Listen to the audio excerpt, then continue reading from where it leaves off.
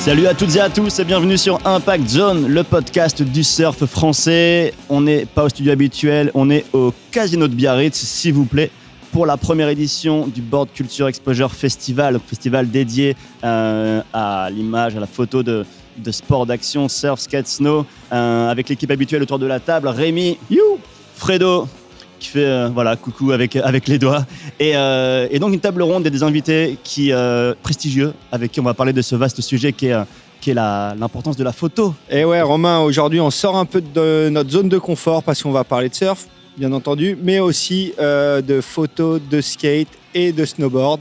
On n'est pas des spécialistes, mais bien heureusement autour de la table, on en a quelques-uns.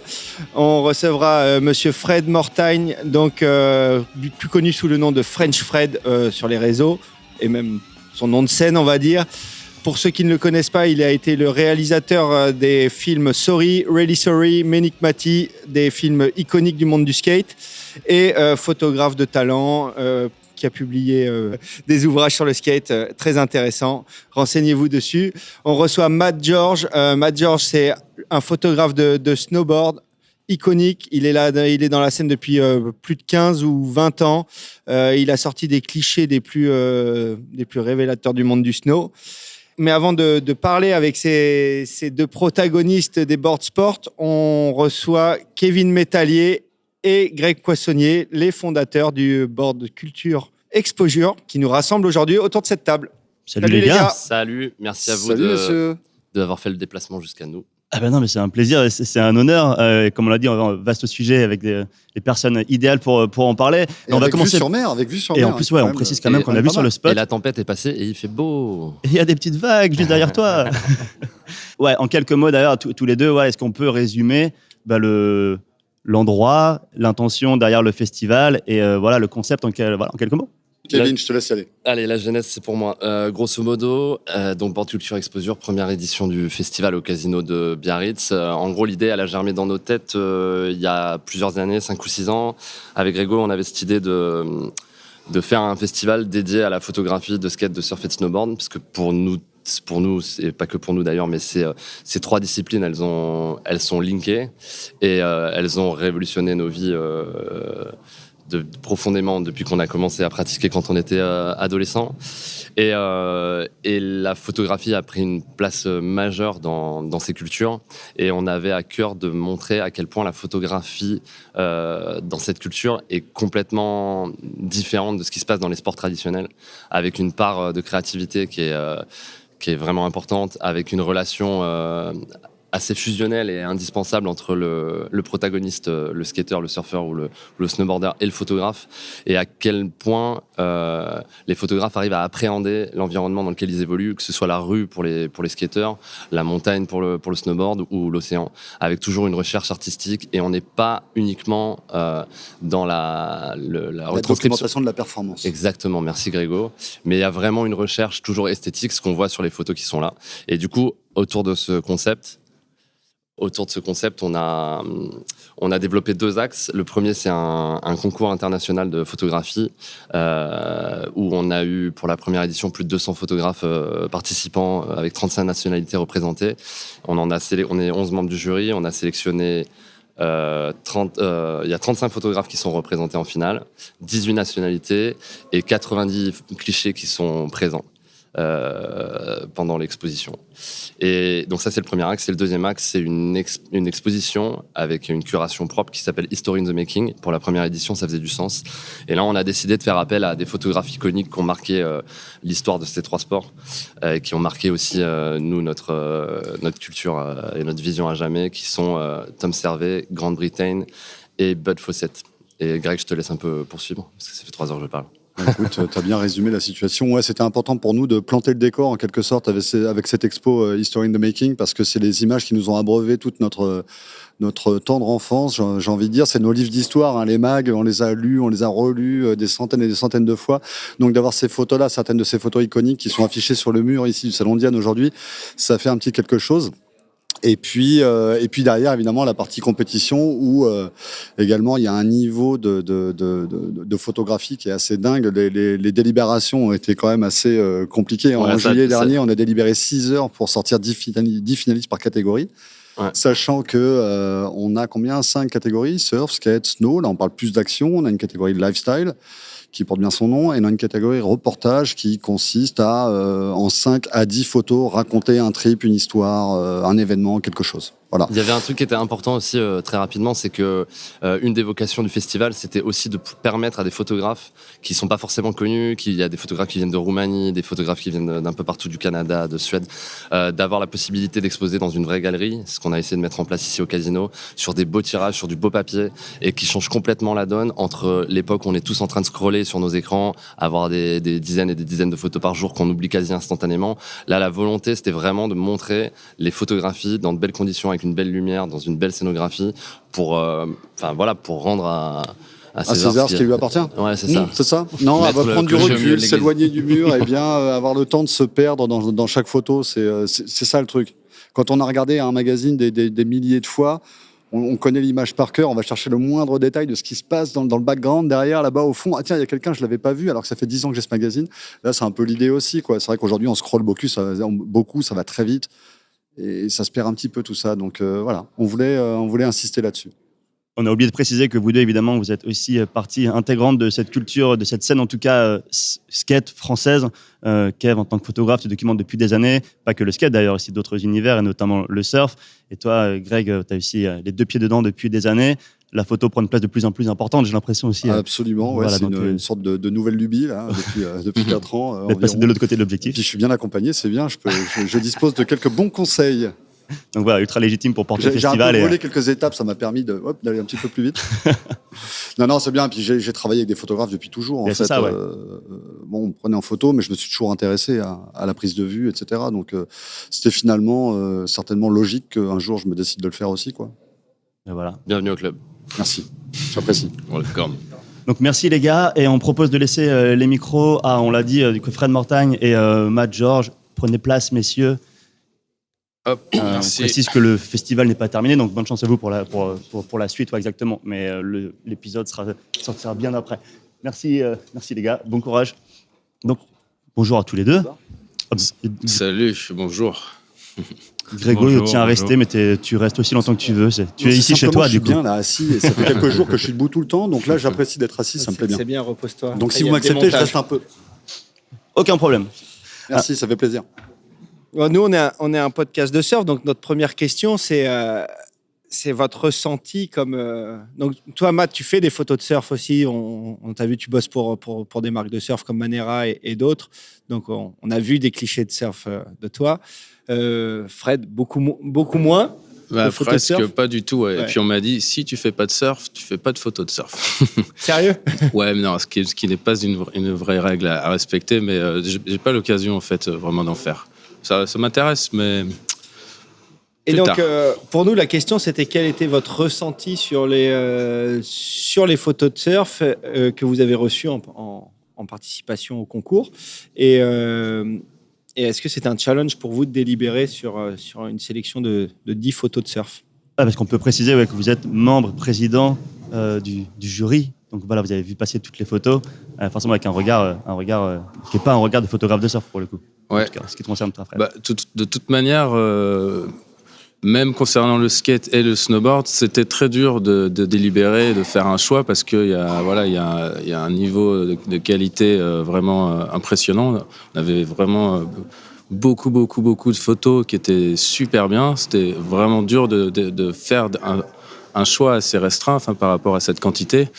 Donc même pour moi dans le skate qui connaît cet univers par cœur, et donc dans le surf c'était il y avait le même challenge, mais en même temps moi j'aime bien aussi justement pas parfaitement connaître un milieu, et donc moi je trouvais intéressant de l'aborder avec mes lacunes, avec justement sans connaître tous les codes. Donc moi je choisissais des photos que les autres me disaient non ça peut pas forcément passer, mais après on argumentait. Enfin, c'était intéressant de croiser les regards et justement les expériences. Et puis t'as un œil frais surtout et neuf sur la discipline. Et toi, Matt, pour avoir un peu un pied dans chaque chaussure, je dirais. J'ai un orteil un peu dans le surf, mais vraiment. Et puis je me considère vraiment pas comme un photographe de surf parce que je trouve que c'est Enfin, c'est intense, quoi. Et, Mais tu fais un peu d'aqua quand même. Ouais, tu fais j'en fais un petit peu, mais en fait, j'ai l'impression d'être un débutant, quoi. Je repars de zéro, alors que ça fait 20 ans que je suis photographe, tu vois. Et voilà, donc c'est impressionnant de découvrir ce milieu et gros respect pour les photographes de surf, surtout en aquatique, du coup. Voilà. Et toi, Grégo, toi, tu baignes dedans depuis un moment dans les 3 sports de toute manière. Oui, et moi, je ne shoote pas dans l'eau. Moi, un petit Kodak jetable, peut-être. Non, mais ce qui était intéressant, c'était de les avoir, justement, avec leur regard de spécialistes d'un autre univers qui viennent apporter sur des photos sur lesquelles, d'habitude, ils ne sont pas, ou dans des disciplines sur lesquelles ils ne sont pas spécialement impliqués. Et du coup, là, on leur demande une implication qui a en plus une petite responsabilité. Il faut choisir. Là. Surtout Fred, président, sa voix compte double. C'est toi qui délibère, qui départage. Il a le pouvoir de trancher. Non, ça voit compte triple. Parce que hier, c'était compliqué, voilà. Des fois, on se repose sur lui, on lui met sur le dos, finalement. Là, je voulais surtout pas user de mon pouvoir. Et par contre, il y avait des choses auxquelles je croyais ou je tenais, j'ai beaucoup argumenté. Dans le sens pour défendre des photos.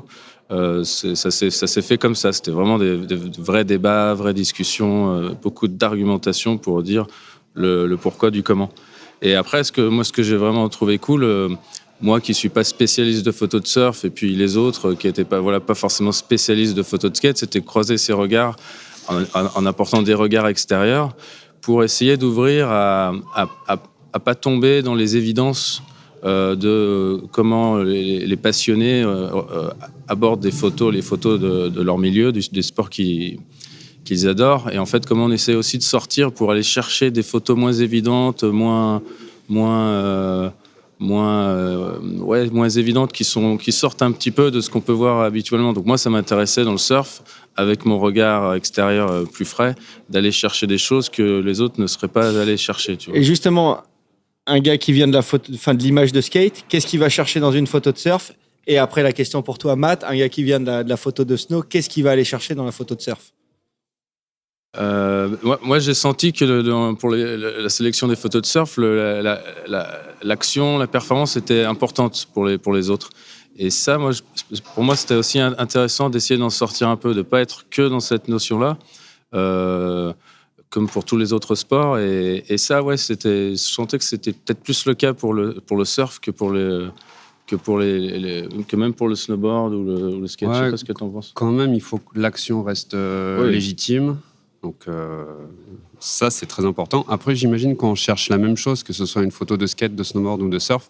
C'est une belle lumière, un beau cadrage, une belle composition, et surtout, si c'est une photo d'action, que l'action soit légitime.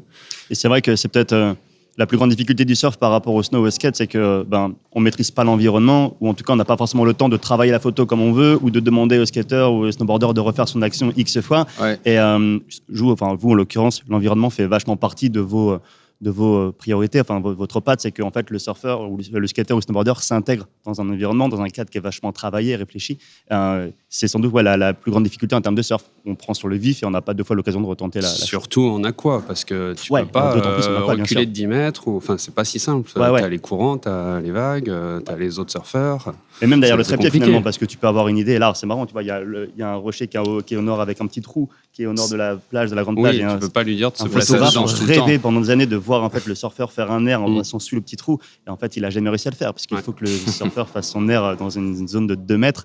S'il n'y arrive pas, il rêvera probablement pas, il pourra pas retenter 50 fois dans la session, quoi. Et après, je te coupe, Romain, en snowboard, suivant où tu shootes, t'as pas 50 essais, parce qu'après t'as la réception qui est toute foirée quand même. En skate, t'as peut-être un peu plus d'essais. Ouais, jusqu'à temps que le mec soit vivant. Il peut y avoir beaucoup d'essais. Ouais. Ce qui est bien, parce que oui, ça permet des fois soit d'essayer d'autres angles, ou alors juste bien peaufiner son angle. Mais c'est vrai que on a le temps, ouais. Mais c'est mieux pour la vidéo. Comme moi, j'ai commencé avec la vidéo, d'avoir le temps de vraiment peaufiner les réglages, comment on filme, un petit mouvement de caméra pour bien documenter ça. Ouais. Et toi, pareil, on parlait de l'importance de la lumière aussi. Je crois qu'il y a une de tes photos les plus célèbres, sinon peut-être la plus célèbre, de Brandon Westgate, où j'ai lu en fait que tu avais attendu 3 ans d'avoir la bonne lumière pour shooter ce spot. Alors, c'était 3 ans avant de pouvoir aller sur ce spot. Ok. Ouais. Et après, quand j'ai vu que j'aurais enfin l'opportunité d'y aller, j'avais vraiment essayé de faire en sorte d'avoir toutes les bonnes conditions, parce que je savais que là, la lumière serait déterminante. Et j'ai eu qu'une fenêtre de 2 heures en fait pour y aller, mais vraiment au bon moment. Ok. Tout s'est fait parfaitement. Mais après, j'ai pu y retourner deux autres fois, et c'était nul. Il n'y avait pas de lumière, c'était plat, pas d'ombre, rien du tout, et j'avais même pas fait de photo du coup. Ok. Puis oui, chose qui est importante de préciser sur le skate, c'est que vous avez le facteur extérieur. Vous n'êtes pas tout le temps les bienvenus pour photographier. Donc ça, l'occasion Dans le surf être... aussi, apparemment, vous n'êtes pas toujours les bienvenus sur des spots. Ah oui, mais c'est... On n'a pas encore de gardiens sur les spots. sont pas les bienvenus, ouais, souvent. Mais ouais, donc ça complexifie aussi. Chaque sport a ses challenges, on va dire. Pour C'est clair. Moi, j'ai eu filmé du snowboard à l'époque. On a filmé avec Grégo dans 96. 96, Ouais. Ça va faire bientôt 20 ans. Avant-hier. Non, ou plus, 20 ans, 30 ans, oui. Bientôt, ouais. Et 30 ans, ça fait. donc moi, j'avais quand même, par rapport à la sélection des photos de snowboard, j'avais un petit peu d'expérience, même si ça remonte. Mais ouais, c'est des sports qui sont très différents à shooter et ils ont tous leurs spécificités. Ouais. Ils apportent tous leur lot de complications potentielles. C'est clair. Et par contre, il y a un point commun, c'est que ces sports existent et sont populaires aussi parce qu'il y a de la documentation photo. C'est pas comme un score de football ou un temps en athlétisme. Il faut que ce soit documenté pour faire rêver, et c'est là toute l'importance de la photographie. Vous, comment vous percevez ça? C'est-à-dire que quand vous avez commencé, la photographie était le média roi. Il y avait beaucoup de magazines, il y avait beaucoup de supports, il y avait beaucoup de clients pour la photo. Maintenant, avec la digitalisation, il y a un peu moins il y a moins de magazines, il y a moins de supports, et on voit que les supports changent aussi. C'est plus expo, c'est plus artistique que documentation pure. Comment vous percevez cette évolution de votre travail? C'est sûr que ça a bien changé. Quand j'ai commencé, je bossais avec 30 ou 40 magazines dans le monde entier, et maintenant peut-être moins de 10 ou peut-être 5. Et donc ça a évolué dans ce sens-là. Il y a les réseaux sociaux qui ont pris une grosse partie aussi de l'image, du temps d'image. Mais j'ai un peu pris le contre-courant. Il y a quelques années, j'ai monté une maison d'édition qui s'appelle Club Sandwich, avec un autre photographe qui s'appelle Perly. Et talentueux de snowboard aussi. Pardon ? Photographe talentueux de snowboard, oui. Ouais. Et du coup, on fait beaucoup de livres et on fait un peu ce qu'on veut. Et donc, on est allé au contre-courant. Et puis, ça revient pas mal à la mode, finalement, tous ces prints et tous ces livres et tous ces trucs-là. Et puisqu'on parle de contre-courant, toi, Alessi, quand même, t'as fait un peu le chemin inverse de beaucoup de gens. C'est que t'as commencé par la vidéo et t'as basculé vers la photo. Totalement contre-courant. Oui, parce que je faisais de la vidéo et rapidement, j'ai eu envie en fait d'ajouter la photo à ma façon de regarder le skate, parce que la vidéo, je le faisais pour des marques. Il y avait une notion vraiment commerciale, marketing, et puis surtout axée sur la performance. J'ai la chance de bosser avec les meilleurs skateurs du monde, ce qui était génial. Mais pour moi, le skate, c'était pas que ça.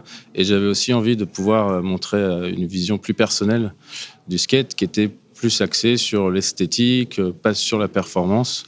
Montrer des figures faciles. Et donc ouais, j'ai vraiment eu un parcours inverse, parce que là je suis devenu vraiment photographe. C'était mon ambition au moment où il n'y a plus de magazines. Il n'y a plus de support, ouais. Il n'y a plus de support, mais par contre, je suis totalement dans la continuité de ce que, quand j'ai commencé la photo il y a 20 ans, que j'ai fait vraiment de façon complémentaire et secondaire par rapport à la vidéo. Donc j'ai tout de suite eu cette approche, moi, artistique, avec la liberté de pouvoir faire ça, puisque justement je cherchais pas à être publié dans les magazines, ça les intéressait pas vraiment de toute façon. Et là maintenant, la photo sportive avec une touche artistique, c'est devenu un peu la manière de faire continuer de vivre la photo sportive. Pour vous, c'est la seule solution maintenant, c'est d'avoir cette approche artistique, plus avec le beau livre, les belles expos, et c'est la seule solution de survivre en tant que photographe. Ça a toujours été le cas, même à l'époque. Non, je sais pas. Non, ça n'a pas trop changé, je trouve. Toi, Fred, tu disais justement qu'à l'époque, les photos que tu amenais, donc qui étaient vraiment différentes de tout ce qui se faisait, où en fait, encore une fois, on n'était pas sur la perf ou sur le rider, mais juste plutôt sur une composition. Ça intéressait pas les magazines? Pas vraiment, pas pour faire des vrais articles. C'était juste, ils voulaient bien de temps en temps faire un portfolio qui serait pas payé puisque ce serait un portfolio. Donc pour faire de la promo et de présenter ton travail, donc il n'y avait pas vraiment de débouché. Mais c'était pas grave. Moi, c'était pas mon. C'était quand même cool de pouvoir être publié de temps en temps pour présenter son travail, le faire connaître un petit peu.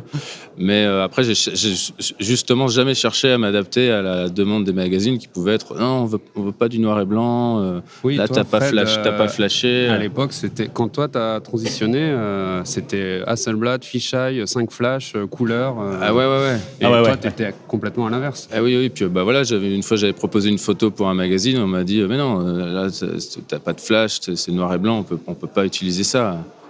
C'est marrant parce que moi, une fois, je suis allé le chercher pour que précisément il documente une compétition de skateboard à Marseille pour qu'il fasse ça. Noir et blanc, pas de flash. Et même, je lui avais dit, si tu veux, tu shootes que les entraînements.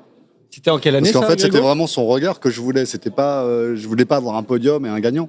Je voulais avoir un portfolio finalement de Fred Mortagne. 2017, je crois. Ouais, il y a pas très longtemps. C'était le Ball Reapers à Marseille. D'accord. Et c'était pour Feu Sugar Magazine. Ok. Et on sait que faire parler d'une compétition de skateboard dans un magazine de skateboard à l'heure actuelle, c'est quand même compliqué à l'heure des réseaux sociaux. Oui. Et ce biais-là faisait qu'on apportait quelque chose et finalement un regard nouveau sur une compétition. Un regard plus esthétique et plus artistique. Parce qu'en fait, il y a toujours possibilité de documenter quelque chose autrement. Il y a, même dans le skate, qui est un sport très libre, en fait, c'est très formaté. Les vidéos sont très formatées, les magazines sont assez formatés, parce qu'il y a, surtout quand on est sur la notion d'actualité, de performance, d'action. C'est tellement important, ça, qu'il y a un peu on peut pas le documenter n'importe comment, et c'est le sujet principal. Justement, moi j'ai une impression, alors je sais pas si c'est vrai dans le snowboard, je suis un peu moins calé, mais j'ai l'impression que ce soit dans le surf ou dans le skate, récemment, et c'est un peu les bienfaits aussi des réseaux sociaux d'un côté, c'est il y a plus d'ouverture sur la façon de pratiquer le sport et les tendances. C'est plus multi-tendance en termes de choix de matériel, en termes de choix de figure, de choix de spot. J'ai l'impression que c'est un peu plus ouvert que ça a pu l'être dans les années 90 ou 2000. Ouais, carrément. Puis les réseaux sociaux ont aidé vraiment à ouvrir dans toutes les directions, parce que même la façon de skater, les tricks qu'on montre maintenant, avant c'était que les vidéos, c'était que les pros, donc on montrait que les meilleurs tricks. Et après, Instagram est arrivé, et du coup, là, tu avais des amateurs, des gens, des locaux, là où ils habitaient, là où ils skataient. Ils pouvaient partager des tricks, des fois, qui étaient super créatifs et que seuls eux pouvaient faire, tu vois. Et en fait, ça a amené toute cette richesse qui, d'un coup, c'était plus seulement les pros, à part les vidéos, qui inspiraient les skateurs lambda, mais ça marchait aussi dans l'autre sens. Les pros ont eux-mêmes été inspirés à sortir des codes habituels, et sur Instagram à se permettre de faire des figures que jamais ils auraient mis dans des vidéos part. Et toi, Matt, concernant le snowboard, tu le vois comment, l'évolution? Est-ce que c'est pareil, plus créatif et plus divers, on va dire? Ça a toujours été créatif, mais c'est des milieux quand même assez fermés, le skate, le surf, le snow, et ça s'ouvre un peu plus, je trouve, depuis quelques années. Et justement, tu disais que tu es novice dans la photo de surf. Je serai toujours novice, je crois. Et comment se passe ton intégration dans ce milieu, parce que chaque milieu est très fermé, comment se passe ton intégration en tant que photographe de surf? Je me sens complètement illégitime, mais c'est pas grave, hein. Moi je kiffe, hein. Et puis c'est cool d'apprendre des nouvelles choses et de repartir un peu de zéro, comme je disais tout à l'heure, quoi. Et Greg disait à Fred qu'il était venu le chercher pour documenter une compétition en contre-pied. Est-ce que toi, justement, tes clients, ils viennent te chercher parce que tu as une approche qui n'a rien à voir avec le photographe de surf classique? Ça arrive. Alors, pas dans le surf, je pense, mais dans d'autres milieux. Je fais pas mal d'alpinisme depuis quelques années. Alors, c'est la montagne, bien sûr, mais ça reste un peu loin du snowboard et du freestyle. Et j'ai des clients qui sont venus me chercher pour avoir une approche fisheye, une approche un peu skate, une approche un peu snowboard, sur des milieux comme ça, un peu, je dirais poussiéreux, sans être trop péjoratif, mais... Voilà, juste mettre un petit coup de pied dans la fourmilière, quoi.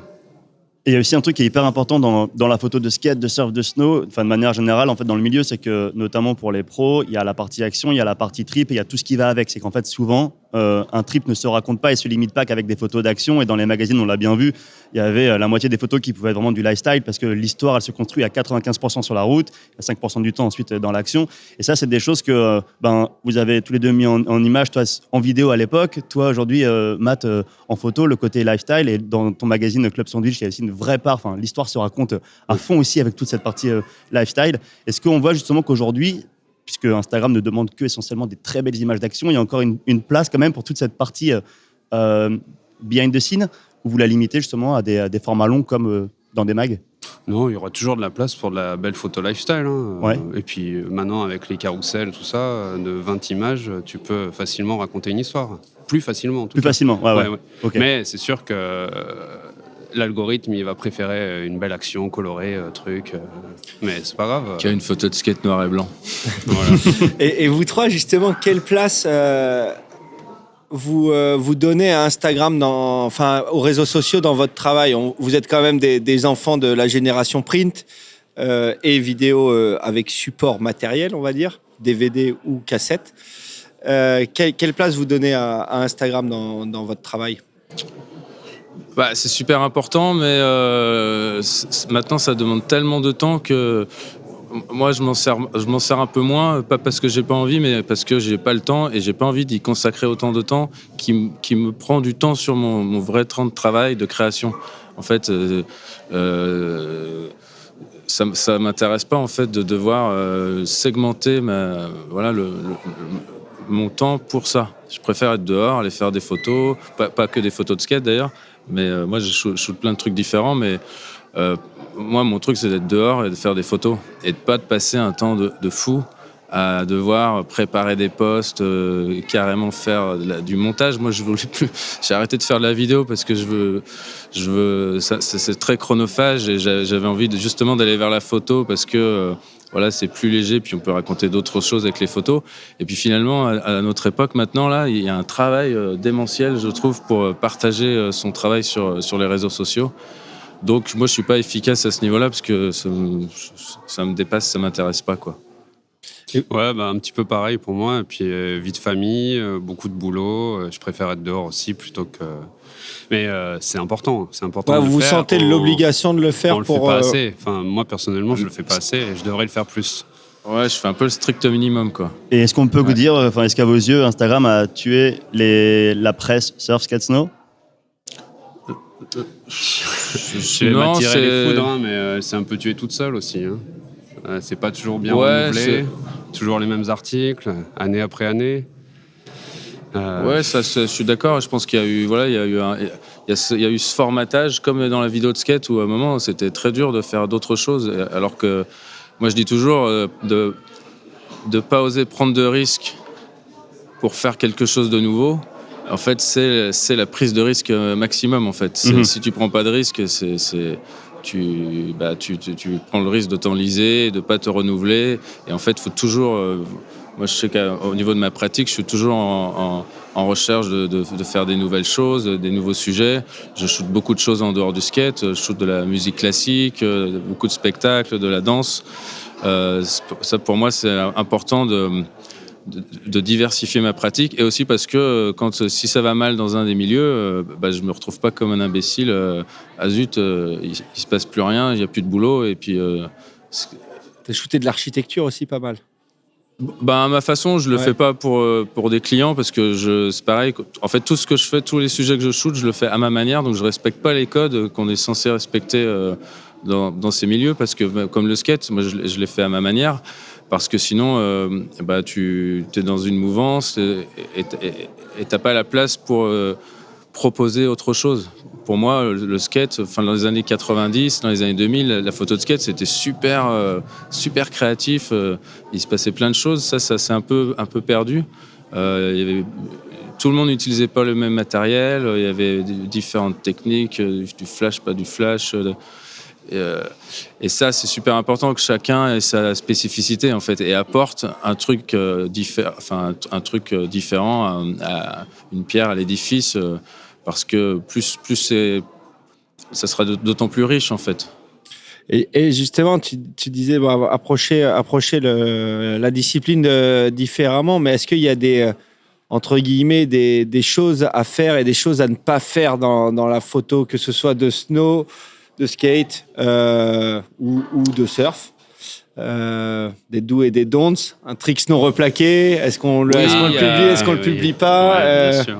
Alors oui, il y a des règles, il y a certaines règles spécifiques et puis en même temps, après moi je dis aussi toujours, en fait il n'y a pas de règles, il faut se faire ses propres règles parce que en ne faisant pas certaines choses, il y a quelques trucs de base à respecter, mais c'est en ne respectant pas les règles que tu vas peut-être créer quelque chose de nouveau qui ne se faisait pas avant et puis que ça peut devenir aussi le nouveau standard. Enfin, Justement, c'est quoi ces trucs de base à respecter? Mais évidemment, il y a quand même quelques codes à respecter, surtout si tu fais une photo d'action. Il faut quand même la comprendre un minimum, d'où le mec vient, qu'est-ce qu'il fait. Ouais, donc voir l'obstacle plus ou moins. Plus ou moins. Après, il y a différentes manières de le montrer. Ouais. Dans le skate, il faut absolument qu'on comprenne en fait d'où vient le skater, quelle figure il fait et où il va replaquer. Sinon, s'il manque un de ces éléments-là, c'est... Et en snowboard aussi, d'ailleurs. Hein. Grégo, grand gourou des codes du monde de la glisse, t'as un truc à dire?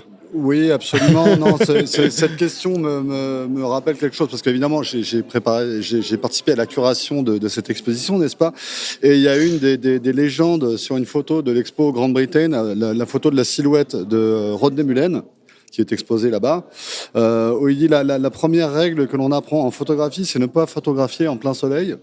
Et la deuxième, c'est de ne pas respecter cette règle.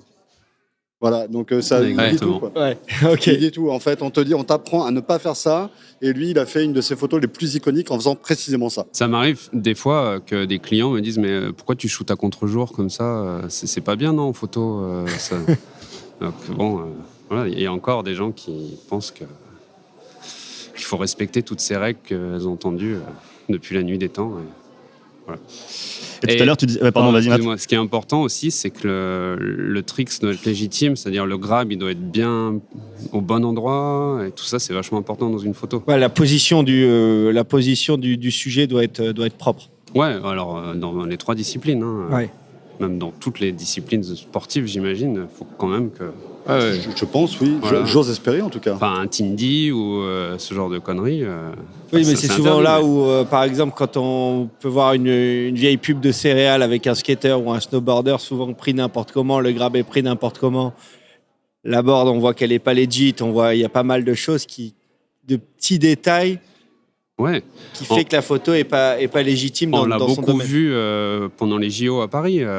Tous les photographes non skate qui shootaient du skate, les trucs qui sortaient de l'AFP, machin, c'est une horreur. Ouais. C'est terrible, Des ça, fois, il y a des d'ailleurs. belles choses qui sortent par contre. Ouais. Et parmi ces photographes, il y en a qui sont absolument incroyables. Des légendes. Ah ouais. Tu vas sur leur Instagram, tu hallucines complet. Mais quand ils s'attaquent à ce sujet-là en particulier, pour nous qui sommes complètement dedans, c'est pas possible. Ça passe pas le cut. Ouais. Et voilà, mais parce qu'ils n'ont pas la même lecture que nous. Souvent, eux, leur objectif premier, c'est qu'on puisse reconnaître le Ouais. sportif ou voilà. Alors que nous, on a envie de comprendre l'action, comme tu disais tout à l'heure. Ce On a envie code-là, de on peut pas comprendre. le On a casser en besoin tout de cas. comprendre ce qui se passe. Cette règle-là, on peut pas la casser. Toutes les Non. autres, on peut les casser. Mais selon Et- moi, celle-là, pas trop. Nous, on va dire que dans le surf, elle a quand même été cassée sur ces JO avec la fameuse photo de Gabriel Medina qui a été prise sur un kick-out, donc une sortie de vague. Ouais, Et au final, c'est la photo la plus célèbre des JO de surf cette année. Et du surf, certainement, finalement. Et peut-être du surf. Peut-être Et- des JO. Et peut-être Peut-être des même JO des aussi. JO Paris 2024. Et c'est vrai que pour des photographes de surf, tu te dis, putain, nous, on se fait chier à essayer de se mettre en danger pour photographier la vague correctement. Lui, il est derrière. Et il a Ouais, ce mais shot qui est en assez plus, incroyable. ce qui était ouf, c'est que tout de suite, elle a été décrite comme la meilleure photo de surf de tous les temps. Tu vois, par des gens, par les médias, parce que ça a tellement buzzé qu'ils ils sont vraiment lâchés à se dire, voilà, c'est la meilleure photo de surf de toute l'histoire du surf. Je Et tiens est-ce à que dire d'un qu'elle point de n'est pas vue- exposée. Je tiens à dire qu'elle n'est pas exposée ici ce week-end. Il n'a Mais- pas participé au concours. Il aurait pu, hein, pourtant. Il a des Ouais, bonnes parce que c'est un photos, très bon par photographe. Ouais, de ouais, base, c'est- Jérôme Bouillet. ouais, Ouais. Ah, mais lui, il a scoré. Il a eu 7 photos et après, il a eu les baleines pendant la finale. D'ailleurs, sa Ah ouais, carrière a explosé depuis. Ouais. Ouais. Apparemment, il a des contrats de Ah, il a malade. pris, Par overnight, contre, il a pris 300 000 voilà, followers. je sais pas en combien. photo de surf, bah, du coup, tu te focalises plus sur ce genre de trucs. Et au final, Non, et peut-être puis que tu rates une belle en photo. plus, par vos parce que, sports, t'as le nez dedans. le snow et le skate, on a vachement été décriés, les surfeurs, sur des photos de kick-out, parce que c'est vrai que dans les années 80, 90, on savait pas faire de... Enfin, il y avait beaucoup d'air qui étaient tentés, très peu qui étaient replaqués, et beaucoup de photos qui étaient publiées étaient des photos de plongeon. kick-out, quoi, de plongeon. Ouais, Et complet. donc, on a été décriés. Et c'est vrai que maintenant, ce qui est publié, on essaye au maximum de faire en sorte que ce soit replaqué. Ça existait encore Vous début année essayez. 2000, hein, je te le confirme. Et- D'ailleurs, la deuxième règle à respecter, selon moi encore, c'est que le tricks doit être plaqué. Oui, oui. Voilà. Ah Ouais, ouais, mais ça, c'est ça, sans doute c'est dans le obligé. surf que ça a été le moins respecté, ou en tout cas Oui. le plus tardivement. Ouais. Ouais. Et puis il y a beaucoup plus moyen Pas de sûr faker. que ce hein. soit 100% respecté. Non. Sûr que non. Et toi, tu disais tout à l'heure, Fred, Tu que t'avances, Greg. c'était impossible de devenir un photographe de surf si tu n'étais pas toi-même un surfeur. Est-ce que c'est aussi vrai dans le skate et dans le snow? Non, alors, si dans l'optique de vraiment devenir, de le faire, de devenir photographe, de surf, de le faire pour en vivre, enfin publier des trucs. Ouais, je pense qu'il faut vraiment pratiquer, comme pour le skate. Mais je pense aussi que on peut venir faire des photos de skate ou de surf, enfin, ou de toute autre chose, sans connaître les codes. Par contre, en essayant de comprendre comment ça fonctionne, là, les photos des JO dont on parlait, en fait, tu vois la photo, elle n'est pas prise au bon moment et tu peux pas savoir quel trick il est en train de faire. Enfin, ça montre que le photographe, il a absolument rien compris et il n'a pas essayé de comprendre. Moi, quand je vais shooter de la musique classique ou de la danse, j'ai une notion sur le mouvement que j'essaye de comprendre quel est le moment clé dans la chorégraphie, dans le mouvement. Même, alors, des fois, je peux me tromper, mais en tout cas, j'essaie d'avoir une compréhension. Et après, ça me permet d'avoir des photos, de les sélectionner et de me dire, celle-là, elle fonctionne. Je le montre au chorégraphe, je le montre au chef d'orchestre. Il me dit, oui, c'est très bien. Et puis surtout, n'apprends pas les codes parce que nous, ça nous intéresse que tu fasses comme ça. Parce que tu vas chercher d'autres choses et tu te limites pas à certains moments. Mais comme tu le dis, clés. tu as un temps d'étude de la discipline pour choisir ton moment. Ouais, je sais même pas si c'est un temps d'étude, mais c'est essayer d'avoir un feeling. Bon, tu vois, le surf et le skate et le snowboard, évidemment, c'est des sports cousins. En surf, si je suis amené à shooter du surf comme ça pour le fun, j'essaye de comprendre ce qu'il y a à faire ou ce qui peut marcher, ce qui va pas marcher. Mais ça, par contre, je demanderai la validation des surfeurs, enfin, tu vois, ou du sportif, de l'athlète, pour savoir si cette photo, elle peut être montrée ou pas, tu vois. Et chose que vous faites plus avec les skateurs ou avec les snowboarders que vous shootez? Vous avez la... Si, moi je demande toujours. J'aime bien quand il y a un échange. Lui, il propose un trick, et moi je lui propose un angle, et on en parle. Et si ça va à tout le monde, et ben go, quoi. Moi, je parlais plutôt, genre, après avoir pris la photo, il y a une photo que tu peux trouver exceptionnelle pour X raisons, et le rider va te dire, ouais, mais ma main, mon poignet, il est à 45 degrés et pas à 42, donc je je trouve ta que... gueule. Non, on est d'accord, c'est toi qui... Ouais. C'est moi qui ai Je me le dernier mot, rassure, quand Matt, même. j'ai peur. Moi, je suis en conflit très souvent. Alors, je n'ai pas la prétention d'être comme mes collègues à côté, mais parfois, j'ai des photos que j'adore. Et quand je les montre aux protagonistes, ce qui est gênant, parce que c'est quand même eux dessus, quoi. Ils me disent, ah non, pas celle-là, l'autre. Et moi, l'autre, je la déteste. Ouais. Et là, j'ai un gros problème, j'ai un gros conflit intérieur. Moi, je les montre pas, les photos. C'est moi qui les choisis. Voilà. Et... Merci pour le conseil. Mais parce qu'en général, quand on montre nos photos, mais que ce soit n'importe quel sujet, hein, quand je montre des photos à ma copine ou ils vont toujours aimer les autres choses que nous on trouve moins bien. Donc en fait, c'est chaque photo, une œuvre d'art, en fait, elle est interprétée différemment par toutes les personnes qui la découvrent, qui la regardent. Et du coup, moi, j'aime bien m'en remettre à moi, en fait, à ce qui me fait triper sur une photo, ce qui m'intéresse. Parce que sinon, en fait, on voit tous des choses différentes. Ouais, c'est vrai. C'était illustré parfaitement quand on a fait les délibérations, d'ailleurs. Ouais. On avait tous un regard différent sur les Et il y avait des riders parmi les membres du jury, comme Mathieu Crépel. Tout le monde était légitime dans son... Ouais. Enfin, voilà, Il y a c'était des skateurs ou des snowboarders qui veulent qu'on voit leurs stickers aussi, parce que les sponsors, machin. Et donc là, tu pars dans des débats après infinis sur l'angle, sur le truc. Donc non, il vaut mieux pas les avoir. Juste un petit échange sur comment on shoot le tricks. Ouais. Et après, voilà. Ok. Mais ouais, les stickers, c'est chiant. Ouais, pour les incentives et tout ça. Ouais, les primes par rue, bon, un peu moins maintenant avec le magazine, mais il faut qu'on voit les sponsors. Et ça, c'est chiant. Hein. Enfin, c'est chiant quand ils veulent t'imposer ça. Moi, j'ai pas ce problème parce que je shoot de loin, les skateurs sont tout petits, en noir et blanc. Donc, et puis les stickers sont tout rayés avec... Et puis les photos seront pas dans les magazines, donc voilà, moi je suis pas dans ce registre-là.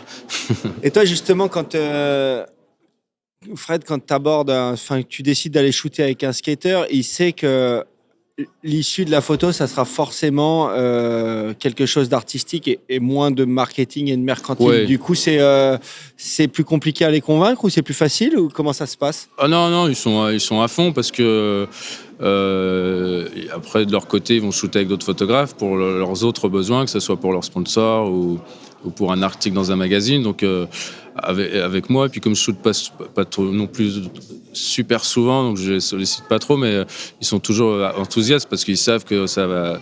Si je les sollicite, c'est que j'ai une idée en tête, une photo, et que voilà, ça va. On va à chaque fois. En général, ça marche à chaque fois parce que j'essaie toujours de rassembler toutes les bonnes conditions. Donc, quand on va shooter, en général, on revient toujours avec des bonnes photos et puis ils sont super contents. Ouais. Et vous deux, par exemple, quand vous voyez un spot sur lequel vous voulez shooter, est-ce que après vous shortlistez, vous prenez une liste de riders et se dire voilà, pour ce spot c'est tel rider ou pour tel rider et pourquoi pas tel tricks? Bah, moi, je me dis d'abord quel serait le bon trick, et du coup, quel serait le bon skater. Si c'est un kickflip, mais il faut qu'il soit dans ce sens-là, donc est-ce qu'il faut un mec en régular ou alors qu'il fasse son switch. Ah, ça va jusque là, ouais. Ah bah ouais, ouais. Et ça me permet, des fois, voilà, je vais déterminer, donc je pars du spot, après le trick et après le skater. Okay. Et là-dedans, on rajoute l'ingrédient de la lumière. À quel jour on va y aller? Est-ce qu'on va attendre 2 mois avant d'y aller? Est-ce que il faudra y aller à midi donc voilà. Et toi, Matt? Nous, on n'a pas du tout cette problématique. C'est plutôt l'inverse, c'est qu'on part 2 semaines en trip et il faut qu'on score pendant ces 2 semaines avec les conditions qu'on a, quoi, et les riders qu'on a sous la main. Du coup, ça se rapproche plus du surf dans ce sens-là. En fait, t'es obligé tu peux pas pinailler sur je reviens demain à 16h parce qu'il y aura une belle lumière. En fait, des fois, tu vas au truc et tu shootes. Ouais, tu te débrouilles avec ce que t'as sur le quand c'est du street, t'es obligé d'aller les week-ends ou le soir ou la nuit. Et sinon, Puis il y a la composante neige vierge aussi. Neige vierge quand c'est vierge, c'est tout de suite, parce que sinon tu reviens 4 heures après, et c'est un champ de boss, ce truc. Voire maintenant, 1 heure après, c'est compliqué, quoi. Ouais. C'est obligé. Voilà, donc c'est forcément lumière du matin, quoi qu'il arrive. On se lève très tôt, de toute façon, ouais. Et Fred, du coup, on a bien vu que l'environnement, notamment urbain, il est hyper important, et que tu dis que tu repères des spots et qu'ensuite tu vas mettre tout un tas de critères pour trouver la bonne personne le bon moment.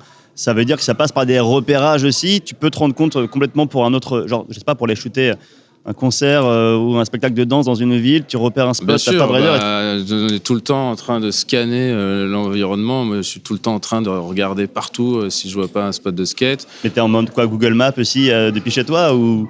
Ouais, ça peut arriver, mais pas vraiment, non. C'est plutôt dans tous mes déplacements, que ce soit pro, vacances.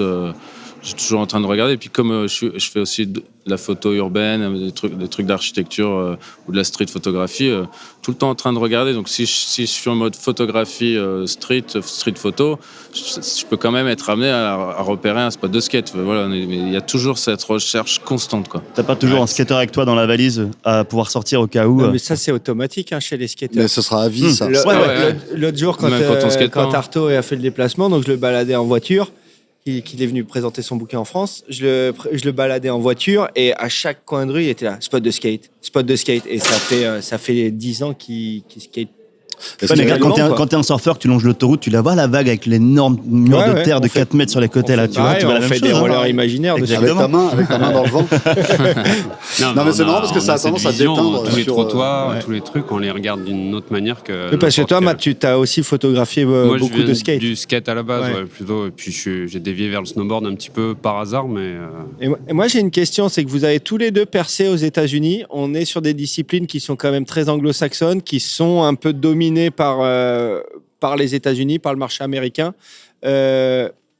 Comment ça se passe pour s'imposer sur le marché ricain? Il faut être très motivé, il faut être à fond, puis bien bosser, quoi. Faire son maximum, faire les bonnes rencontres. En fait, tout réside dans les connexions, tout réside aussi dans shooter avec les bonnes personnes, avec les bons skateurs. Souvent, on me demande, mais comment on devient photographe de skate? Qu'est-ce que je dois faire? Qu'est-ce que je contacte? Ce que je dis en premier, c'est déjà, va shooter avec tes potes autour de chez toi, et puis essaye de connecter avec des bons skateurs de la région, puis après, quitte à se déplacer. Mais le truc clé, c'est de shooter avec des skateurs qui sont un peu bons qui vont peut-être avoir le niveau pour être publiés en magazine. Donc c'est ça qui ouvre les portes pour commencer à avoir des photos dans un magazine ou qui va atterrir chez un sponsor, parce que En gros, ma question, c'est comment on part de photographier la scène skate de Lyon à photographier, à filmer 4 Skaters of the Year en 4 ans ou quelque chose comme ça? Ah ouais, tiens, j'avais jamais pensé à ça. C'est ça, parce que quand tu as filmé Manic Matty, Sorry, Really Sorry, il y a eu 3 ou 4 Skaters of the Year. C'est vrai, ouais. Je me suis retrouvé au bon endroit au bon moment, mais j'avais quand même un peu forcé le destin. Ouais, j'avais hyper envie de pouvoir aller aux États-Unis, mais j'étais super actif à Lyon. D'abord à Lyon, ensuite en France, à shooter avec les skateurs parisiens aussi. Puis après la scène européenne, bouger sur les compétitions, commencer à rencontrer des gens. Et puis après, moi j'avais rencontré Pierre-André Sénizergue, d'Ethnies, basé en Californie, et lui qui était français, exilé là-bas, qui avait réussi avec ses marques de chaussures. Lui, il avait aussi envie de soutenir la scène européenne et mettre en avant les skateurs européens. Donc on a fait des trucs ensemble comme ça. Puis après, j'ai fait la vidéo Manic Matty, qui était avec leur team international, américain aussi. Mais ça s'est fait par cette connexion-là. Parce que j'ai pas commencé à travailler avec les Américains aux États-Unis. J'ai travaillé en fait pour la vidéo S et la vidéo Flip. J'ai travaillé qu'avec des Européens en Californie. Mhm. D'accord. Et avec des Américains en Mais Europe. avec des skateurs, après j'avais envie de les faire venir, les skateurs, parce que après j'ai vite eu la désillusion que, en fait, c'est merdique en Californie pour shooter du skate. On se fait tout le temps virer. Los Angeles, c'est super grand. T'es dans les bouchons, donc en fait, c'est dur d'être. On n'est pas du tout aussi productif qu'en Europe. À Lyon, la ville elle est petite, on se déplace en skate, on se fait jamais virer, on peut skater tous les jours. À LA, c'était les week-ends pour la plupart des spots. Après, sinon, c'était devenu la nuit avec des groupes électrogènes. Et en fait, après, je voulais faire venir les skateurs en Europe. On était beaucoup plus productifs, quoi. Oui, d'ailleurs, les 3-4 vidéos que tu as enchaînées, beaucoup de footage se passe entre Barcelone, Lyon, Bordeaux. Ouais, puis parce qu'en plus, on avait des super spots qui n'avaient jamais été trop skatés par des pros super forts. Donc, il y avait aussi, ça permettait de moins les voir sur leurs spots habituels en Californie et puis de les faire venir sur des spots moins connus qui étaient super bien. Et justement, ça m'amène à une question qui est importante en snow et en skate, le Never Been Done. Nous, on l'a pas en surf. En français ? Donc, tricks jamais réalisé. Ouais. Nous, on l'a pas. On l'a un petit peu en surf, mais pas tellement. C'est plus vague jamais vue, vague jamais surfée. Mais c'est hyper important de réfléchir comme ça quand tu shootes une action. En street snowboard, oui. En backcountry, un peu moins quand même. Sauf si c'est une barre rocheuse connue ou ce genre de truc. Il y a Nico Droz d'ailleurs qui est vachement policier de cette pratique-là. Pour avoir Nico, partagé d'ailleurs. un appartement, je sais parfément comment il fonctionne. Lui, il a ses jumelles à son balcon et il regarde les spots de loin. Des fois, il appelle le gars. Non, si tu fais ce trick-là, je te défonce. Ça a déjà été fait. C'est vrai qu'il est capable de choses comme ça. Mais c'est bien, hein. Et toi, Fred, tu fais attention encore ou dans le skate, c'est une règle qui est super importante, bien que ça s'est un peu assoupli, je trouve. Ouais, j'ai cette impression-là aussi. Et moi, en fait, on y fait attention, et puis en même temps, je m'en fiche un peu, mais on y fait quand même attention. C'est plus le rider qui prête attention. C'est plus pour le rider, En tout cas, le sujet arrive toujours. Ouais, à un moment donné, quand tu arrives sur un spot, il y a toujours la question qui a fait quoi. Sinon, c'est perçu... Avant de se décider, il y a un petit brainstorming, parce que le skater revue, se dit toujours, est-ce que ça vaut la peine que je me lance dans une potentielle bataille de quelques heures et une potentielle blessure pour un truc qui éventuellement ne sera même pas publié parce que quelqu'un l'a déjà fait. Et le mec va se faire tailler. Le photographe pas trop, mais le skater plus. S'il fait un truc qui a déjà été fait... Et par contre, le côté positif à ça, c'est que du coup, ça booste les gars à faire des nouvelles figures et en fait, ça fait monter la progression parce que tu arrives sur un spot, ok, il y a ça qui a été fait et du coup, mais il y a encore ça et ça et du coup, ça motive. Et justement, est-ce que les riders sont encore motivés à aller sur des spots super connus pour pousser la barre? Est-ce que c'est un truc Par exemple, d'aller à El Toro et dire je vais faire ça à El Toro parce que ça n'a pas été encore fait. Bah, ou... ouais. Ouais, il y a des spots.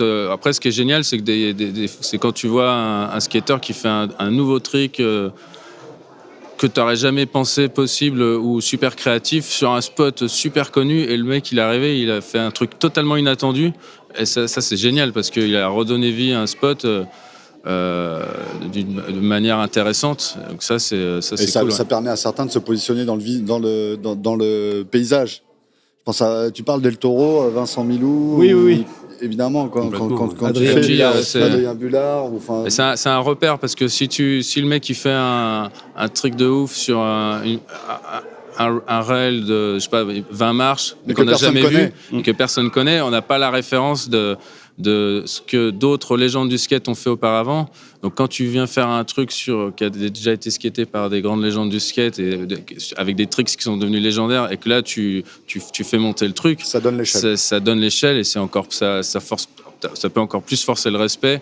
Ça sera plus ça passera beaucoup moins inaperçu que sur un spot nouveau. Même s'il est plus gros, potentiellement. Ouais. Et c'est vrai que c'est un truc qu'on n'avait pas dans le surf, j'ai envie de dire. Enfin, les gens pouvaient rider le même spot de la même manière, du moment que c'était esthétique, on va dire. Jusqu'à aujourd'hui, en fait, maintenant, ce challenge-là, il se passe dans les piscines à vagues.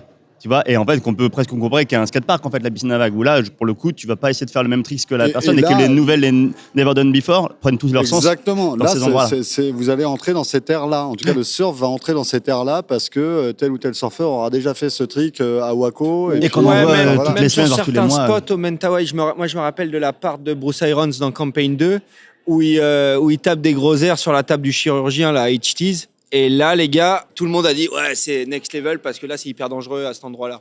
Et c'était le premier à faire un peu ces trucs. Mais c'était il y a 20 ans, tu vois, et qu'en fait, finalement, tu peux voir 50 gars surfer un Desert Point parfait ou un G-Land ou X spot, ce que tu veux. Du moment que c'est beau, tu la mates la vidéo. Et même si le mec fait le même trick que 500 personnes avant lui. Et ce qui, moi, va très très bien en plus, et je cherche pas une innovation à ce niveau-là. Et par contre, dans les piscines à vagues, où forcément, du coup, l'approche elle est différente, tu seras un peu saoulé de voir les mêmes gars faire depuis 2 ans le même trick, exactement au même endroit. Ça va être super limité. Enfin, il n'y aura pas vraiment trop d'intérêt de faire des photos dans les piscines à vagues, non ? Là, on voit vraiment l'influence justement du skate qui commençait depuis le début des années 90, l'influence du skate avec les Fletcher et tout ça dans le surf aérien. Mais là, sur la précision des grabs, ce dont tu parlais, Matt, le bon tweak, le bon truc avant... tu faisais le grab que tu pouvais dans l'océan en mode un peu à l'arrache et voilà, c'était un indie ou c'était un mute ou peu importe. Maintenant, faut qu'il soit tweaké, faut qu'en piscine à vagues, faut que ce soit propre, quoi. Tu peux pas te faire un truc à l'arrache. C'est normal, c'est bien. J'ai une question pour toi justement par rapport à ça, Matt. Toi, tu disais à l'instant, Fred, que tu risques de tourner un peu en rond si tu fais des photos dans une piscine à vagues. Toi, pareil, comme Fred, tu as vachement intégré la dimension environnement, cadre en fait dans tes actions. Là, tu t'amuses à faire des photos de surf de manière hyper humble, mais tu fais déjà des très beaux shots. Tu te lances dans l'aqua. Donc en fait, dans l'aqua, forcément, par définition, tu maîtrises pas l'environnement et au contraire, tu dois essayer d'être assez proche de ton sujet. Alors que je pense qu'avec un regard comme le tien, tu pourras amener des choses différentes depuis la plage, en intégrant la vague et le surfeur dans un autre environnement. Qu'est-ce que tu vas chercher spécifiquement ? Même du coup en aqua, j'essaye de nager un peu plus loin, sauf que en fait, t'es vachement limité parce que t'as toujours une vague qui t'arrive devant, ou t'es dans des mousses, ou dans des trucs, et c'est complexe, quoi. C'est un peu chiant d'ailleurs. Mais t'en restes à l'aqua quand même pour ce qui est du surf, principalement. Ton principal challenge, il est plutôt en aqua que... Ouais, parce que sur la plage, des fois tu vas escalader un peu des rochers, des trucs, t'as des beaux points de vue, mais mon challenge, c'est de faire de l'aqua. Ok. Et d'essayer d'appliquer ma manière de photographier la montagne à ça, mais c'est pas du tout facile, quoi. Ouais, il y a un critère en plus, un facteur en plus qui est un peu plus compliqué. Tu dois tout surveiller. Alors en montagne, tu dois surveiller pas mal parce qu'il y a quand même les avalanches, t'as des risques de chute, t'as plein de facteurs où tu peux te mettre en danger. Donc faut faire gaffe, mais dans l'océan, je me sens encore plus en danger qu'en montagne, quoi. Mais peut-être parce que je suis moins à l'aise ou j'ai moins d'expérience, et voilà, peut-être ça va venir un peu plus tard, mais on verra. Et nos 3 disciplines, depuis toujours, ça a été un peu le symbole d'une culture rebelle. Donc le surf, le rebelle des plages, le skate, le rebelle des rues, et le snowboard, le rebelle des montagnes. À votre avis, on en est où à l'heure actuelle ? Ce qui est marrant, c'est que dans la communauté skate avait vraiment été très réfractaire avec l'arrivée des JO, et puis avait peur aussi en fait de l'arrivée des JO. Bon, là je parle il y a quand même plusieurs années. Et ce qui est marrant, c'est que plus les JO sont approchés, et plus le côté corps du skate dans la rue a augmenté en fait, comme pour contrebalancer et cette arrivée des JO. Et en fait, ce qui est cool, c'est qu'il y a de la place pour les deux. Parce que le skate n'a pas du tout perdu son âme. Le skate dans la rue, il est super brut, quoi, et plus qu'avant, je trouve. Ça se ressent vraiment dans les vidéos. Et donc, ça s'est renforcé, tu vois, par ce phénomène, ouais. Et il y a des médias en plus qui militent dans le skate, qui militent pour ça.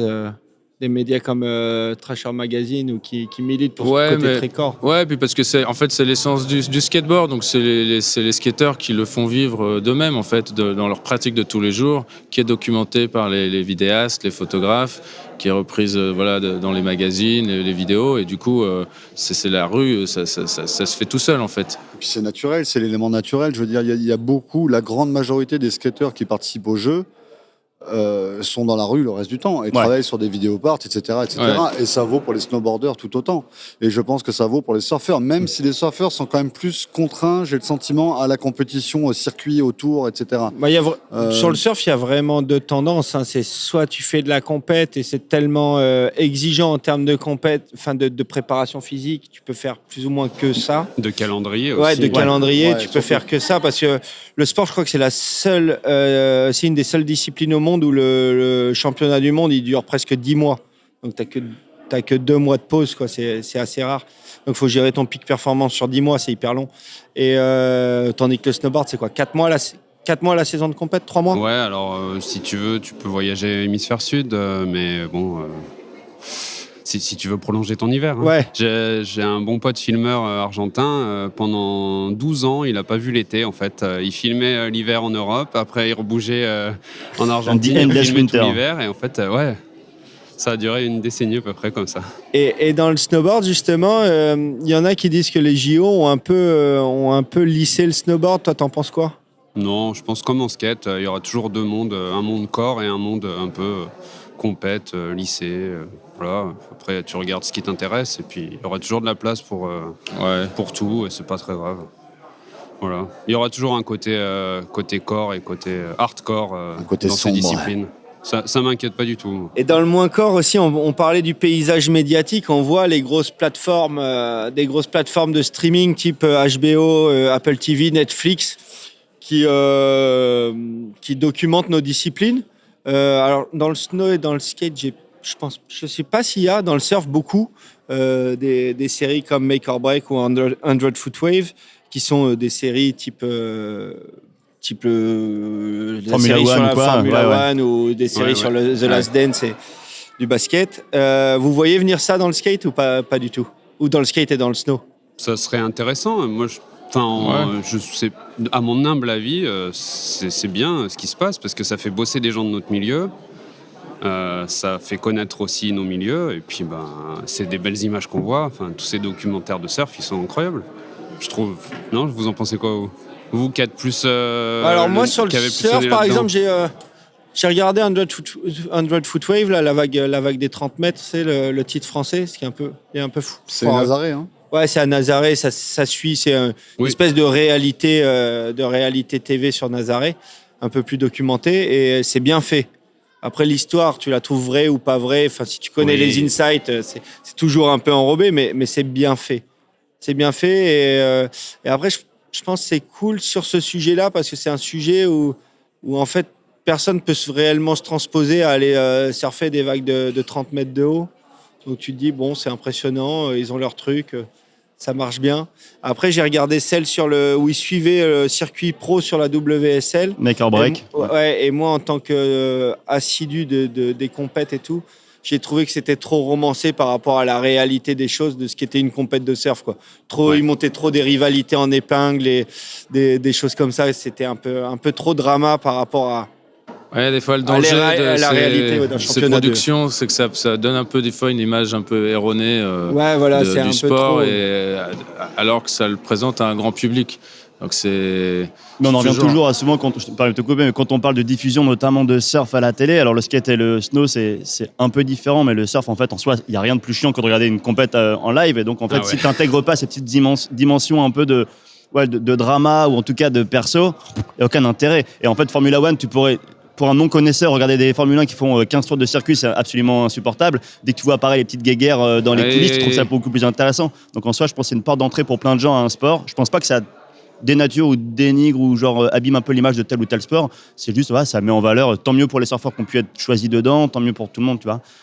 Oui, comme disait Matt, ça leur donne de la visibilité. Exactement. Ça fait travailler les gens de cet écosystème, etc. Donc c'est positif. Et puis, des gens vont peut-être aimer ces documentaires de surf et ils vont aller vers entre guillemets des vrais documentaires de surf, des trucs de Thomas Campbell filmés à la 16 mm, trucs comme ça. Oui, des choses ça c'est une va porte d'entrée. les ouvrir. Ça peut ouvrir des portes d'un univers, effectivement.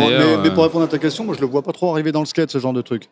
J'ai vu beaucoup, parce que comme je suis pas mal impliqué dans le côté olympique du skateboard, etc., avec mes activités annexes, on cherche à faire du portrait d'athlète qui présente un profil qui potentiellement irait chercher une médaille. Donc on veut faire un espèce de comment dire, les yeux dans les bleus pour aller jusqu'au bout potentiellement si ça va au bout.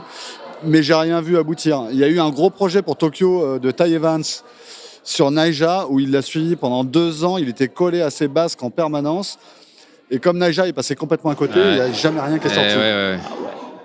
Mais par contre, pendant 2 ans, il était collé à ses basques avec son gros Steadicam, etc., gros matos, gros budget, je pense, et on n'a jamais rien vu. Alors peut-être que ça sortira à l'occasion de LA. Il va certainement retenter le coup à LA, Nyjah. Ou alors ça aurait faire pu une sortir à histoire Paris. sur. Il a été médaillé à Paris. Il a été médaillé à Paris, donc peut-être il y a un truc qui va sortir là. Allez savoir. Là, mais comme après, c'est des documentaires qui permettent aussi de raconter une histoire plus profonde, comme qu'on ne voit pas justement dans les vidéos de skate ou de snowboard. Moi, je me rappelle, il y avait le documentaire sur Shaun White, sur tout son parcours olympique jusqu'à sa victoire. Et c'était intéressant de voir comment il s'était entraîné, les blessures qu'il s'était fait. C'est des choses qu'on ne voit pas vraiment, tu vois, où tu peux en entendre parler, mais sans vraiment aller en profondeur. Et ça, ce format-là, il est intéressant pour vraiment présenter des choses... pour comprendre ce que c'est, parce que ça peut être la vie d'un athlète, un snowboarder, un surfeur, comment il s'entraîne, voilà, tout ce qui fait qu'il en arrive là, et qu'ils le font pas tous de la même façon d'ailleurs. Et donc ça, c'est intéressant de voir comment ça se passe. J'ai l'impression que sur le skate, c'est le média Vice qui est un peu plus underground, qui a pris ce créneau de raconter l'histoire des gens. Qui est super, et c'est fait par des skateurs, c'est fait d'une manière core, et c'est super, et ça marche à fond parce que c'est hyper intéressant de voir le parcours de tous ces skateurs légendaires. Et là, on approche de la fin de l'émission. On peut recentrer un peu justement sur la photo, essentiellement la photo de sport d'action dont on parle depuis tout à l'heure. L'avenir de la photo, on a dit que c'était visiblement de moins en moins les magazines, malheureusement. Des expos, des tirages d'art, des très beaux livres comme ceux que vous avez sortis récemment et le magazine Club Sandwich. Pour vous, est-ce qu'il y a encore d'autres opportunités Est-ce que la photo de skate peut continuer à entrer dans des musées d'art, ce genre de choses? Est-ce qu'il y a le potentiel pour ça? Ouais, je pense qu'il y a encore plein de choses à venir, parce que beaucoup de gens s'intéressent de plus en plus au skate, dans d'autres milieux, et il intègre de plus en plus différents types d'expos. Moi, je suis sollicité beaucoup plus qu'avant pour exposer mon travail à destination d'un grand public. Et ça, c'est génial. Je trouve ça super bien parce que pour moi, c'est une finalité aussi d'aller là-bas. Il y a Raphaël Zarka qui a pas mal aussi ouvert les portes dans les musées d'art contemporain. Donc Raphaël, c'est un artiste et un sculpteur qui vient du milieu du skate et qui a démarré une collection qui n'est pas terminée. Je pense que c'est une collection ouverte de skateurs qui skatent sur des sculptures contemporaines et des œuvres d'art. Il avait installé une rampe à Beaubourg, centre Pompidou, cet été pendant les Jeux, dans le cadre de l'Olympiade culturelle. Ok. C'est une rampe assez intéressante sur laquelle je suis allé faire des photos. Et Fred a fait des super photos d'ailleurs sur cette rampe. C'était super. Et là, il vient même de recevoir un prix, je crois, de l'Académie des Beaux-Arts pour super ses photo sculptures. De Stelio Sakellarides. Ouais. Ouais. C'est clair. D'en haut, là. De très, très, très haut, le skateur est très petit, effectivement. mais Ouais. très belle photo. Mais voilà, en tout cas, par exemple, le skate, c'est très scruté par voilà, même le monde de l'art maintenant, parce que le skate est une activité créative. Il y a beaucoup de skateurs qui sont créatifs, qui vont ensuite vers des pratiques artistiques très variées et très pointues. Comme voilà, Raphaël, c'est vraiment un très bon exemple. Et donc le skate est en train d'accéder à d'autres strates bien au-delà du monde du skate et de la pratique du skate, et c'est super intéressant. Et si je peux rajouter, et recentrer un peu le débat sur le Board Culture Exposure où nous nous trouvons aujourd'hui, c'est un peu l'objet de ce festival. Finalement, donc c'est peut-être une bonne conclusion, mais on a l'ambition de sortir le skate, le surf, le snow et les photographes qui documentent ces univers, de les sortir du microcosme de la presse spécialisée et des réseaux spécialisés. Donc on espère que ça ira encore plus loin et qu'on pourra pérenniser cette manifestation. On n'en doute pas trop d'ailleurs, mais voilà, on a envie de la faire évoluer, on a envie de la faire grandir, on a envie de créer des ponts et des passerelles avec d'autres événements culturels et artistiques qui n'ont rien à voir avec notre milieu, mais qui peuvent se trouver des points communs, etc. Donc c'est concrètement ce qu'on essaie de faire. Et puis on arrive à afficher des photos de milieu corps dans un endroit comme le Casino de Biarritz, c'est quand même beau. Oui, et vraiment, et quand on regarde mélange. autour de nous, autour de nous, c'est pas des skateurs en baggy ou Il y a tout voilà, type de personnes, madame, et tout le c'est- monde, et c'est vraiment ce qu'on voulait faire. Ok, voilà, parce que les auditeurs l'entendent sans doute, il y a un peu de bruit derrière, parce que ça Ouais. témoigne Il y a d'une bonne beaucoup de monde, fréquentation. c'est un- Quoi. Il y a du monde. il y a du Ouais, monde. puis en fait, il y a un vrai intérêt des gens qui connaissent pas. Moi, j'ai fait cet été une expo à Vannes. J'étais invité par la mairie dans un super lieu. C'était gratuit, c'est grand public. Et voilà, on a eu vraiment beaucoup de monde, mais il y a un moment, quand je suis venu pour le décrochage, il y avait une dame qui était là, une mamie de 80 ans, qui m'a dit bon, moi je viens voir toutes les expos ici, là j'avais vu expo skate, je suis venu à reculons, mais je viens tout le temps. Et puis après elle m'a dit j'ai découvert, et en fait c'était pas du tout ce à quoi je m'attendais, c'était pas de la photo sportive, parce qu'il y avait toutes ces autres dimensions dans les photos. Et voilà, j'ai adoré ça parce que c'est vraiment le but de ma démarche. Et ici, c'est vraiment ce qu'on a cherché à mettre en avant. En fait, c'est montrer des photos de tous ces sports, mais qui contiennent des dimensions qui permettent de les rendre accessibles à un public qui ne connaît pas forcément ces sports, qui ne connaît pas les subtilités des figures qui sont faites et tout, mais qui peuvent apprécier les images par rapport à quelque chose de plus large, par Bien rapport sûr. à une esthétique, par rapport à un paysage. Et c'est là où on a beaucoup œuvré dans ce sens en fait pour la sélection des images, avec un peu le mot d'ordre. Faut que ça soit des photos qu'on puisse avoir envie d'accrocher chez soi dans son salon, parce que sinon une photo sportive vraiment pure et dure, tu vas pas l'accrocher au-dessus de ton canapé. Et on n'est pas toujours bien perçu, ou en tout cas de la bonne manière, parce qu'on est mis dans cette case de photographe extrême, photographe d'action, photographe extrême, et c'est un peu péjoratif, je trouve, parce que... Ouais, c'est réducteur, notamment. Ouais, alors oui, quand des on fait travaux des différents, super photos, des super paysages.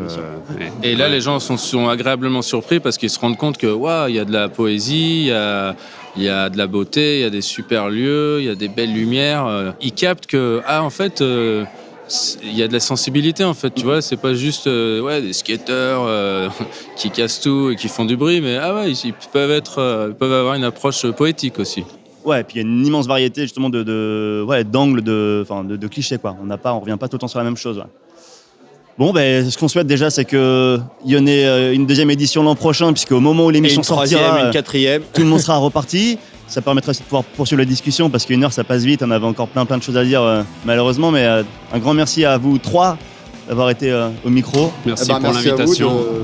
d'avoir Merci été là, beaucoup. d'être venu. et C'était de- un plaisir, comme on de disait, nous d'élargir un avoir peu nos votre horizons ici, finalement. Ouais, on n'est pas au tout le temps passage. très précis dans les autres sports, mais en tout cas, c'était super intéressant d'avoir la vision de deux autres sports qui influencent réellement le surf à l'heure actuelle. Donc, en tant que podcast de surf, on se devait de T'as prendre ces été, visions-là. très précis, c'était parfait. Je tenterai de faire la même chose avec mes photos de surf.